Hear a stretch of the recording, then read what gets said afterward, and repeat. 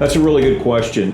Direct mail generates typically between 2 and 4% response rate. Now, that response rate is generally as a first reaction going to the prospects or the customer's website to check them out. That's what people do today. 98% of people, the first thing that they do when they receive an ad or see an ad, if they have any interest, is they go to your website. Now, what they do after that or what you do after that dictates on whether they become a customer or just somebody passing in the night that just saw your ad.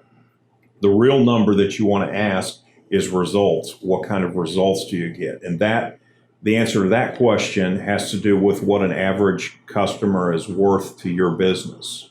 And once you have that value of that customer, you can determine what the actual results is that you need to make that campaign worthwhile. And it's way, way less than 2 to 4% for most businesses.